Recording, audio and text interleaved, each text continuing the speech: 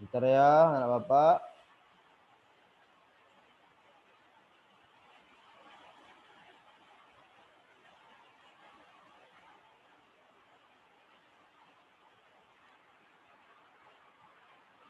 Oke.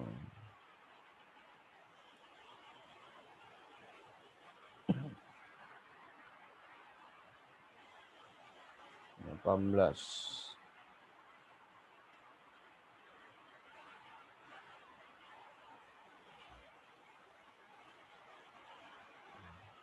Oke, kita lanjutkan pada slide yang kelima.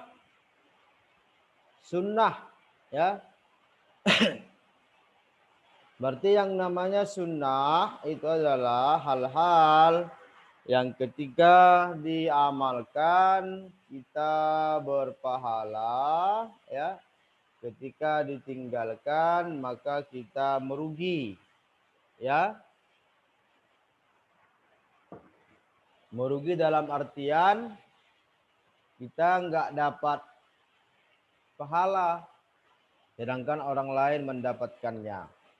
Kedua, khutbah dilaksanakan di atas mimbar. Jadi khutbah itu, ya, sang khatib, ya, sebaiknya itu berada di posisi yang lebih tinggi dari jamaah sekalian. Tapi jangan pula tinggi kali, nanti sakit leher kita, mendongak ke atas gini. Jangan pula rata, karena sakit juga. Kenapa? Mungkin nanti orang yang di saf pertama, saf kedua dapat melihat khotibnya, sedangkan saf yang berikutnya 3, 4, 5, 6 dan seterusnya nggak nampak siapa khotibnya. Ataupun jangan pula mimbarnya di bawah, sedangkan jamaahnya di atas. Nggak bagus juga. Kita melihat ke bawah begini, sakit, ya. Jangan terlalu tinggi dan jangan terlalu, ya, jangan terlalu tinggi, yang sedang-sedang saja, sehingga jamaah juga mudah mendengarkan dan memperhatikan isi khutbah sang khatib. Khutbah disampaikan dengan kalimat yang fasih, terang dan mudah dipahami, ya. Jangan menggunakan bahasa yang berbelit-belit. Jangan menggunakan bahasa yang multi tafsir. Jangan menggunakan bahasa yang multi pemahaman, ya. Marilah kita gunakan bahasa yang mudah dipahami untuk semuanya. Khatib menghadap ke jamaah, ya. Jangan pula ada khatib itu tunduk aja. Dari alhamdulillah tunduk aja begini, nggak tahu dia jamaahnya sedang ngapain. Rupanya sudah tidur semua jamaah. Nggak boleh. Karena harus lantang. Assalamualaikum warahmatullahi wabarakatuh. Tunduk aja dia baca buku. Alhamdulillah. Alhamdulillahilladzi an'ama alaina bi ni'matil imani wal islam. Nggak boleh. Ya, kita juga harus melihat dan memperhatikan jamaah. Ya. Makanya Rasulullah ketika khutbah itu selalu membawa tongkat. Apa tujuannya? Ya, untuk mengingatkan, untuk menyadarkan orang yang tertidur, ya, atau orang yang lalai serta bermain-main ketika khutbah berlangsung. Maka Rasul ketika khutbah di atas mimbar, ia megang tongkat. Ketika ada yang ribut atau yang ngantuk, maka ia hentakkan tongkat itu. Begitu. Jadi tersadar dan tersentaklah jamaah itu tersebut sehingga kembali konsentrasi. Ya, khatib membaca sholawat dan lainnya ketika duduk di antara dua khutbah. Khatib menertibkan 3 rukun, puji-pujian kepada Allah, sholawat kepada Nabi, dan wasiat. Iya, betul. Jamaah salat Jumat hendaklah diam dan tenang. Ya, nggak boleh kita jamaah main-main. Ya, nggak boleh main HP.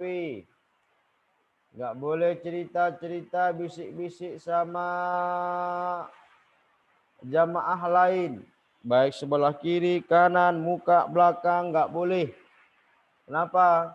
Karena hal itu nanti dapat merusak ya sakralnya khutbah Jumat tersebut dan sholat dan khutbah yang kita laksanakan akan sia-sia kata Rasul. Faqad laghauta, ya, kita tidak dapat pahala apapun ketika kita bermain-main dalam proses khutbah yang berlangsung. Oke, ya. Khatib hendaklah memberi salam, ya, kemudian hendaklah duduk di kursi mimbar, sudah memberikan salam dan mendengarkan kumandang azan. Oke, ada yang mau ditanyakan? Kalau tidak, kita lanjut. Ya, kalau malu, segan, bicara, di chat aja. Chat. Insya Allah Bapak baca. Gak ada? Oke, kita lanjutkan. Sunnah-sunnah sholat Jumat. Ya, pertama mandi. Terlebih dahulu sebelum pergi ke masjid. Jadi apa hal-hal yang harus kita persiapkan ketika ingin berangkat ke masjid? Dalam proses pelaksanaan sholat Jumat ada beberapa poin. Pertama, mandi terlebih dahulu sebelum pergi ke masjid. Jadi bersih-bersih badan dulu kita, ya, dengan mandi. Kenapa? Karena di masjid nanti kita bertemu banyak orang. Ya, kita bertemu banyak orang. Jangan sampai uap bau aroma dari badan kita mengganggu konsentrasi orang lain dalam beribadah. Ya, itu dia. Makanya kalau ke masjid, ya, sholat Jumat khususnya mandi dulu. Sedangkan sholat-sholat lainnya setidaknya bersiwak. Ya, nanti di bawah dijelaskan itu ya. Makanya kata Rasul, siapa di antara kalian yang baru memakan bawang putih atau bawang merah yang aromanya sangat menyengat, maka janganlah sholat bersama kami di masjid berjamaah. Kenapa Rasul? Kata sahabat, nanti orang lain akan terganggu dari aroma bawang yang kalian makan. Atau kalau di Indonesia bukan bawang saja, ada jengkol. Waduh, ya Allah, lapar Bapak jadinya. Ada jengkol rendang, kadang mentah-mentah dimakan, apalagi kadang dia digulai, disambal, enak memang. Cumanya setelah makan itu bersih-bersihlah kita. Jangan pula nanti di masjid, ya kan, Allahu Akbar. Bapak itu pun kuat suaranya, Allahu Akbar, padahal dia makmum, menguap. Pingsan orang, radius 2 meter kiri kanan, muka belakang orang oyong. Aroma jengkol. Kan? Itulah yang Rasulullah khawatirkan. Jangan kita terlalu egois, kita ingin beribadah tapi mengorbankan orang atau jamaah lainnya. Atau makan peti. Banyak lagi ya, makanan-makanan yang memiliki khas bau, ya, bau yang khas ya. Makanan-makanan di Indonesia itu sangat kaya ya. Jadi diharapkan untuk tidak ke masjid sebelum membersihkan dirinya. Bukan hanya itu, makan durian saja itu kalau terap, orang yang nggak tahan aromanya itu bisa muntah lah. Kita baru makan durian. Oh, ketika masjid, sholat Jumat, ada mungkin di samping kita yang nggak tahan mencium aroma-aroma bau-bau yang begitu sangat khas ya, terap kita. Nah, keluar aroma durian, bisa mabuk dia. Nah, jadi memang harus betul-betul bersih kita ya ketika sholat Jumat. Kalau memang aromanya kurang baik, maka sebaiknya kita sholat di luar. Jangan pula di tempat yang ber-AC, di ruang utama. Di situ pula dia terap. Baru makan jengkol, baru makan pete, setelah itu makan durian lagi, campur aduk. Ya, jadi aroma bisa-bisa AC itu akan kalah dia dengan aroma yang ia keluarkan. Oke, memakai pakaian yang bagus dan disunnahkan berwarna putih. Makanya rata-rata ya orang ketika sholat Jumat itu memakai pakaian yang putih-putih, memakai wangi-wangian, ya sunnah Rasul. Ya, memakai wangi-wangian itu. Memotong kuku, ya, menggunting, menipiskan kumis dan menyisir rambut. Artinya apa anak bapak? Ya, ya kuku yang panjang itu adalah menjadi tempat syaitan. Jadi jangan panjang-panjang kukunya. Karena kuku yang panjang itu akan menjadi sumber penyakit. Ya, kuku yang panjang itu nanti akan menjadi sumber penyakit. Makanya disunnahkan untuk memotong kuku. Maksimal ya motong kuku itu 40 hari. Ya, sunnahnya maksimal dari 40 hari itu kita harus pernah sekali untuk memotong kuku. Oke, poin E. Menyegerakan pergi ke masjid untuk melaksanakan sholat Jumat. Nah, Bapak kemarin khotib di Masjid Ar-Roja. Ya, Bapak merasa miris. Kenapa? Banyak ya anak-anak sebaya kalian atau abang kalian yang ketika khutbah berlangsung mereka masih di luar cakap-cakap, main-main, cerita-cerita, di luar. Begitu selesai khutbah mau iqamah baru mereka masuk. Nah, ini mencerminkan akhlak yang kurang baik. Jangan ya. Kalau banyak orang yang seperti itu, ya kita jangan ikut. Kita jangan mengikuti tradisi dan kebiasaan yang buruk tersebut. Kita ikutilah tradisi dan kebiasaan yang baik-baik saja. Melaksanakan sholat tahiyatul masjid. Ini juga ya, makanya disegerakan ke masjid. Atau mungkin anak-anak bapak pernah mungkin terlambat ke masjid. Ya mungkin gara berhubung beberapa hal, alasan. Begitu mungkin mau berangkat ke masjid, perutnya mulas, mau kamar mandi, akhirnya terlambat. Maka ketika kalian sampai ke masjid, sudah dalam keadaan khutbah berlangsung, maka kalian masuk ke masjid, sebaiknya kata Rasul, kalian sholat 2 rakaat dulu, sholat tahiyatul masjid 2 rakaat sebelum duduk dan mendengarkan khutbah Jumat. Tapi sholatnya yang ringan-ringan saja. Jangan pula nanti di rakaat pertama kalian baca surah Al-Baqarah. Rakaat yang keduanya baca surah Al-Isra. Belum selesai kalian sholat, orang sudah pulang Jumat. Nah ya, jangan pula. Yang ringkas-ringkas saja. Mungkin di rakaat pertama baca Qul ya ayyuhal kafirun atau ra'aital yukadzibu biddin. Rakaat kedua baca Al-Ikhlas. Bersingkat karena itu sunnah Rasul. Ya, janganlah kita masuk ke masjid itu langsung duduk, tapi sholatlah 2 rakaat. Membaca Al-Quran dan zikir ya sebelum khutbah berlangsung. Memperbanyak doa dan sholawat kepada Nabi Muhammad sallallahu alaihi wasallam.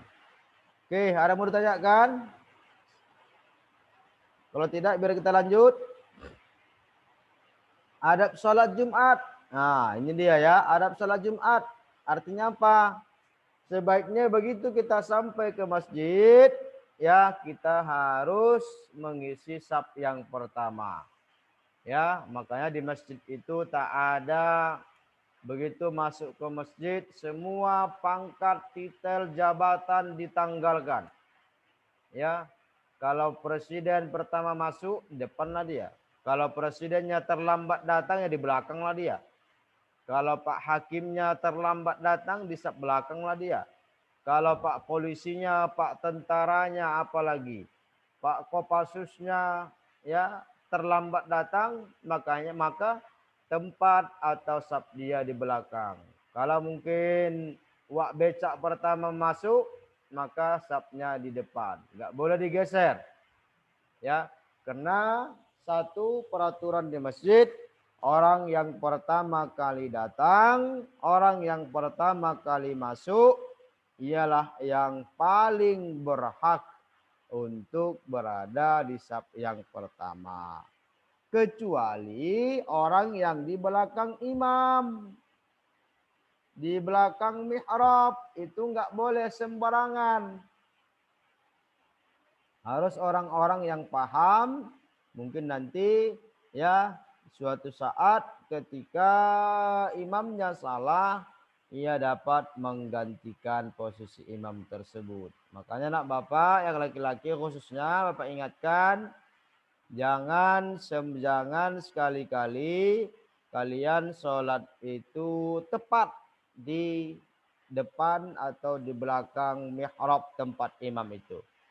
Karena itu tempat khusus ya untuk orang yang nanti yang tugasnya sebagai pengganti imam ketika salah, mengingatkan imam ketika lupa dan khilaf. Ya, ketika khotib berlangsung tidak boleh berbicara satu kata pun, ya, karena ketika kita hanya ingin mengingatkan teman kita untuk diam, nah, begitu saja kita kata Rasul, sungguh engkau telah berkata sia-sia, artinya tak ada lagi pahala proses pelaksanaan sholat Jumat itu karena hal sepele yang kita lakukan. Jadi Bapak harap jangan sampai hal itu terjadi pada kita. Oke, yang kedelapan, hikmah ya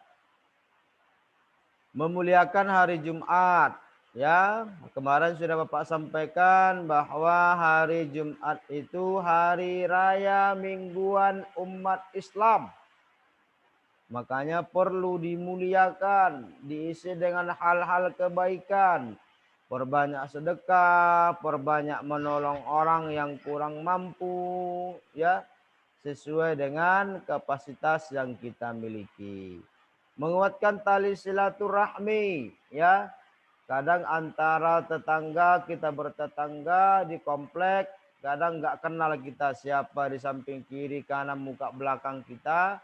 Maka ajang menguatkan silaturahmi itu ya dapat dilaksanakan, dapat dijalin ya ketika sholat berjamaah terlebih hari Jumat. Berkumpulnya umat Islam di masjid merupakan salah satu cara untuk mencari keberkahan dari Allah.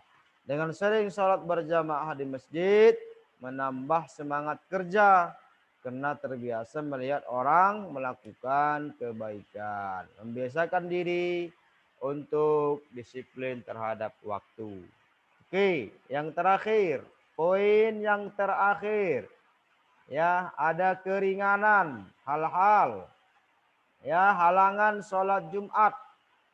Jadi ada beberapa poin ya, kondisi dan keadaan yang menyebabkan seseorang boleh untuk tidak sholat Jumat. Ya, pertama sakit. Ya, dia boleh tidak sholat Jumat, tapi harus sholat zuhur. Bukan pula nanti nggak sholat zuhur dia, harus sholat zuhur. Yang kedua, hujan lebat, angin kencang, bencana alam, bencana yang menyulitkan untuk melaksanakan sholat Jumat. Ya, fenomena alam, gunung meletus, banjir, ya, angin kencang, dan berbagai macam lainnya, bencana alam, hal itu dapat menjadi penghalang. Hal itu dapat menyebabkan seseorang boleh untuk tidak sholat Jumat. Berikutnya musafir. Ya, kemarin sudah dijelaskan ya. Ya, tentang musafir ini, tentang qashar jamak, jarak tempuhnya 80 km lebih ya, atau kita genapkan menjadi 81 ya. Perjalanan menuju tempat sholat Jumat tidak aman ya. Kalau dulu kan masjid masih jauh-jauh, ternyata perjalanan menuju ke masjid itu tidak aman. Maksudnya apa? Mungkin ada jambret, ada maling, ada pembunuh, atau mungkin ada tersiar binatang buas yang siap siaga menerkam kita. Ketika itu terjadi, maka kita dibolehkan untuk tidak sholat Jumat, namun diganti dengan sholat zuhur di rumah masing-masing. Oke anak Bapak rasa cukup sampai di sini dulu. Ya, lebih dan kurang Bapak mohon maaf ya. Wabillahi taufiq wal hidayah. Wassalamualaikum warahmatullahi wabarakatuh. Waalaikumsalam warahmatullahi wabarakatuh.